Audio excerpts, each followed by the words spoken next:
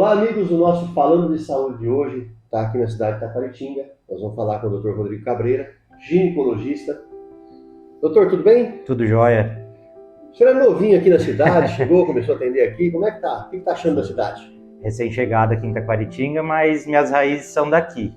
Uhum. Sou nascido aqui em Taquaritinga e passei um tempo fora estudando, fazendo minha especialização e agora resolvi voltar às raízes.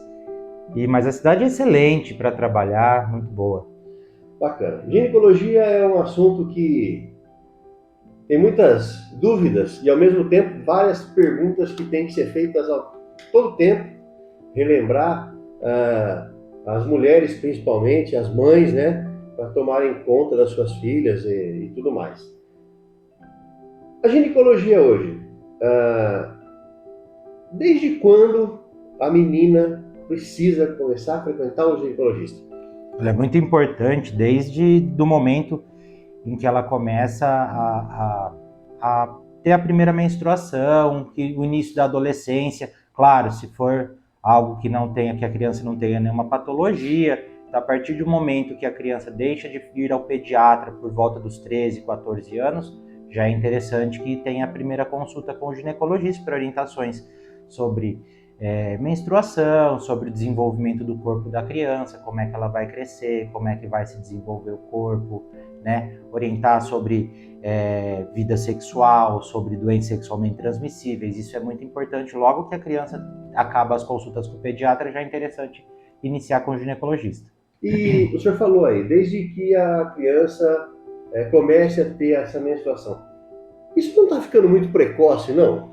Eu acho que o que influencia muito essa precocidade é muito o meio externo, né? Então nós estamos vivendo agora uma época digital, já com muita coisa virtual, muita internet, coisas que não existiam na década de 80, 90. Então a criançada agora já se desenvolve um pouco mais precocemente, mesmo por conta da influência do meio mesmo, do meio ambiente externo. Nós vimos agora uma garota aí com 10 anos, ficou grávida.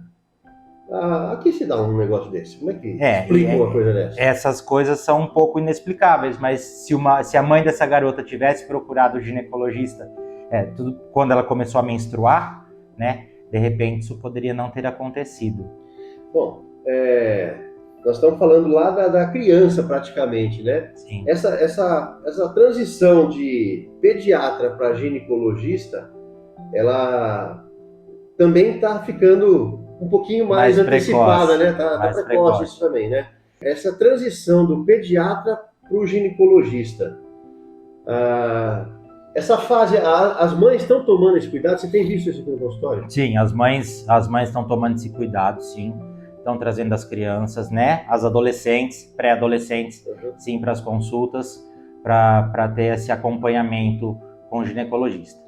E a questão que a gente está falando, veio no ginecologista, começou a menstruar, dali a pouquinho vem a primeira relação sexual, que às vezes o pai não está nem sabendo.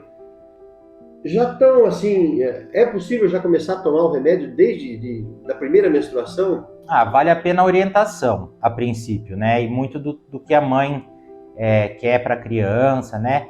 Então, acho que, assim, claro, nós estamos vivendo, como eu disse, na era digital, então tudo está se tornando um pouco mais precoce, o meio ambiente está influenciando, então tudo está sendo um pouquinho mais precoce. Então, assim, acho que o que vale a pena no começo é a base de orientação mesmo. Fornecer uma base para essa adolescente, pré-adolescente, explicar quais são os riscos, né? E orientar mesmo sobre a vida sexual que ela possa ter no futuro e orientar sobre os métodos anticoncepcionais. Aí, quem vai decidir qual método utilizar é a própria adolescente. Automedicação jamais, né? Né, de jeito nenhum. Porque às vezes vai tomar um negócio lá, vai te causar um outro mal. Bom, tá lá, já tá na adolescência, tá tomando seu remedinho, tá pensando ou já experimentou a relação sexual. É importante procurar o médico, porque pode acontecer muita coisa, né? Sim, uma das maiores causas de câncer de colo uterino é o HPV, né, que é uma doença sexualmente transmissível. E essas patologias de colo uterino a gente tem como prevenir, né, fazendo as rotinas ginecológicas, por exemplo, o Papa Nicolau. Né? Certo. saímos da fase da adolescência, a mulher, vamos dizer assim, dos 18 até os 30 anos, é uma outra fase da mulher, né? Nesse período, o que mais ocorre? Qual é o cuidado maior que a mulher tem que ter? O cuidado maior que a mulher tem que ter são suas consultas anuais com o ginecologista, né? Vir para a gente avaliar, fazer exame físico, ver como é que a paciente está, conversar também com ela sobre a anticoncepção, sobre doenças sexualmente transmissíveis, fazer os exames de rotina, né?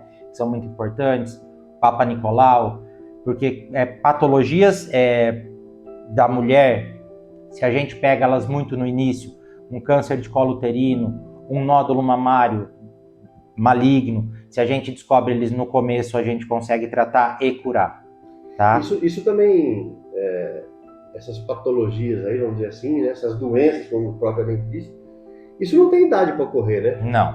Não tem idade para ocorrer. Desde que a mulher esteja na fase reprodutiva dela, isso pode acontecer. Tá. Nós estamos viajando aqui sobre as idades, né? Sobre os tipos de cuidado, e é importante a gente falar porque a gente atinge um público legal e fala com todo mundo. A mulher já está lá na melhor idade, vamos dizer assim, mas ela ainda está ativa sexualmente. Os cuidados são os mesmos ou ela tem que se precaver com mais alguma coisa?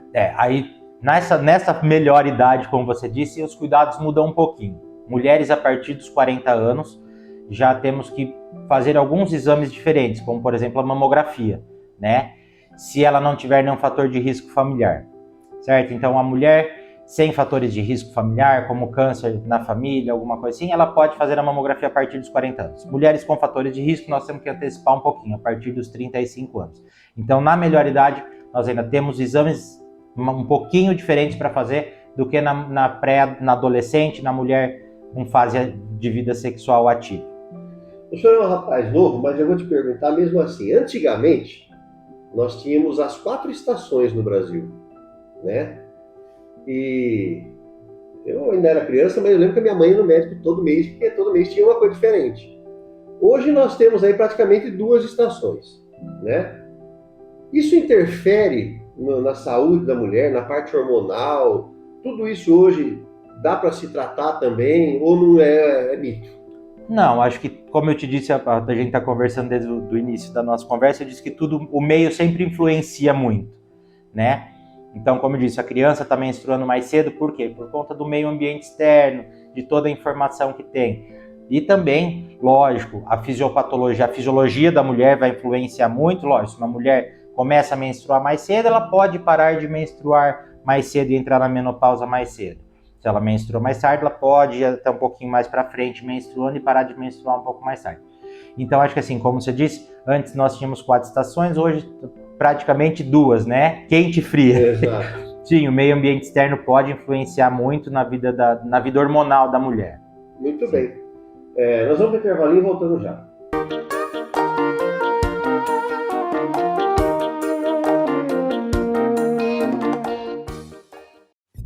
Você sabia que 69% dos fumantes do mundo têm vontade de parar? Após 20 minutos sem fumar, sua pressão arterial volta ao normal. Em 2 horas, não há mais nicotina no sangue. Em 24 horas, seus pulmões funcionam melhor. Em 48 horas, você sente melhor o gosto e o cheiro das coisas. Antes de 3 meses, sua função pulmonar melhora até 30%. Em 1 ano, o risco de doenças ligadas ao coração cai pela metade. Em 10 anos, o risco de desenvolver câncer é igual ao de um não fumante.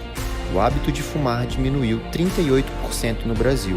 Faça parte dessa estatística. Pare de fumar. Nós podemos ajudar você. Procure a unidade mais próxima e saiba como.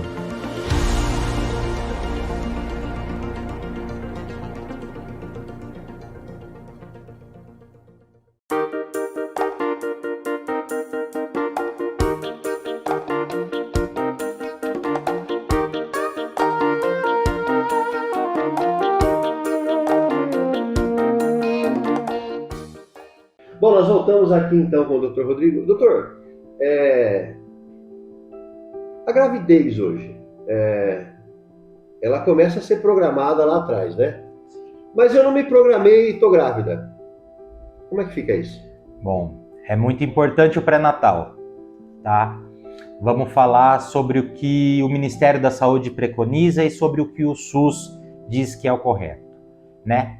Toda gestante tem que ter pelo menos, no mínimo, 6 consultas de pré-natal, tá? Então, consulta de pré-natal é importante que seja iniciado logo que ela descobre a gestação, para serem feitos os exames de rotina, ultrassom para datar essa gestação, né? Ver se os exames estão bem, se a paciente tem alguma patologia para ser tratada durante a gestação e fazer o acompanhamento mensal e no final dessa gestação acompanhamento semanal, muitas vezes. Tá? Então o pré-natal é muito importante para a saúde materna e fetal. A gente fala assim do pré-natal, mas eu já estou pensando lá na frente, na hora do nascimento. A cesariana, ela é uma coisa assim que todo mundo fala, ó, vai para o parto normal, né? Alguns casos a gente sabe que é difícil o parto normal.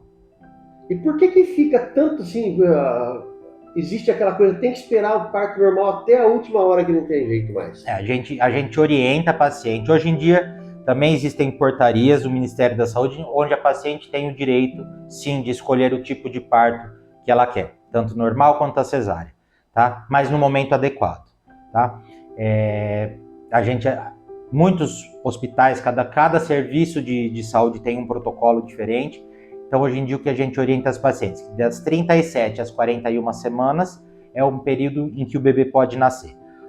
Abaixo das 37 é uma criança prematura e acima das 41 semanas não é adequado esperar além disso, tá? Então, hoje em dia, vamos supor que uma paciente chega no seu consultório já fazendo o pré-natal e olha, doutor, eu não vou querer esperar, não vou querer parto normal, vou querer fazer uma cesariana. O que a gente orienta vamos aguardar até as 40 semanas, que é o término da gestação, para a gente poder fazer seu parto. Ela tem todo o direito de escolher isso. Olha, doutor, não, eu quero mesmo um parto normal. Mesma maneira, nós podemos esperar até as 40, 41 semanas, para assim internar a paciente e fazer uma indução de parto. Isso mesmo na rede pública? Isso eu estou falando da rede pública. Tá. Isso, o Ministério da Saúde preconiza isso. Então, toda paciente tem o direito de escolha do parto. Muito bem. Eu acho que hoje a gente pode esclarecer bastante coisa aqui. A gente tem esse programa nosso, Falando de Saúde, onde os nossos leitores, internautas, eles mandam muita pergunta pra gente. Eu acho que a gente vai te perturbar bastante. Isso é bom. Tem muito assunto pra gente falar. E a saúde da mulher é um negócio bacana. Mas eu ia te perguntar uma coisa. Nesse período de frio, é a última coisa agora para você ficar tranquilo. Nesse período de frio, tem algum tipo de enfermidade, vamos dizer assim, ou de doença que atinge mais a mulher? Não, nesse período de frio, sim. Pode até ser que exista nada comprovado cientificamente, mas de experiência de consultório, sim. Muitas vezes as vaginoses, as vulvovaginites, pela mulher usar mais roupas que esquentam ela. Então, a região genital da mulher é uma região muito quente, úmida, né, colonizada por bactérias. Então, quando a gente abafa isso e não deixa a vagina, como a gente diz, respirar, isso pode provocar mais infecções genitais, sim. E na gestante, o que preocupa muita gente nesse período de frio são as pressões altas. Muito bem, então eu quero que o senhor deixe uma mensagem para aquela garota, para aquela mãe que está nos ouvindo ali, para que está nos vendo ali, e aí a gente encerra com essa palavrinha do senhor. Vamos deixar aqui de recado dessa nossa entrevista que as patologias genitais da mulher, né, como câncer de colo uterino, câncer de mama, são doenças totalmente preveníveis, são doenças totalmente tratáveis e que é muito importante que seja feita uma rotina ginecológica anual com Papa Nicolau, mamografia, ultrassom, exames de laboratório. É isso aí. Não espere as campanhas não, gente. Procura o seu médico, conversa com o profissional da área. Se ficar esperando a campanha, pode ser tarde, né, doutor? Pode ser tarde. Doenças da mulher são silenciosas. Na hora que você descobre, muitas vezes já está meio avançado. Então, se a gente descobre no começo, conseguimos um tratamento melhor. É isso. Foi o nosso papo hoje aqui com o Dr. Rodrigo, ginecologista. E espero que vocês tenham gostado. Fiquem com Deus e até a próxima.